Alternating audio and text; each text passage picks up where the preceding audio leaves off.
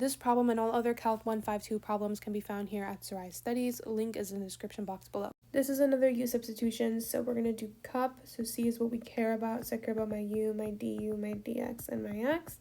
U is going to be whatever is on the inside. That's 9x plus 2. Du is just take the derivative of this, so that's 9, and then times whatever you see here, that's a dx. Dx is just take this and solve for dx, so that's always going to be du divided by whatever's next to the dx, so that's going to be 9.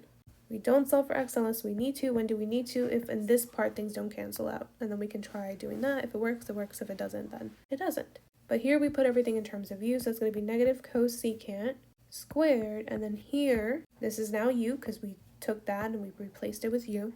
And then dx, we have dx in terms of du. That means that the terms are literally containing u, so that's going to be du over 9. This is really 1 times du over 9, so we can take this constant out, bring it to the front of the integral. So that's 1 over 9. You could also do the negative, take that out, cosecant squared of u du. Now I have to find the antiderivative of cosecant squared.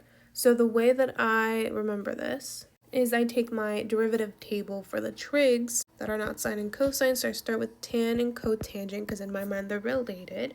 Then secant, secant are the same, and then cosecant, cosecant, and then a negative right here. So for example, if I want to find the derivative of tangent, it's just secant squared because it's whatever's left. It's 2 secants times each other, so secant squared. Derivative of cotangent is going to be negative cosecant squared.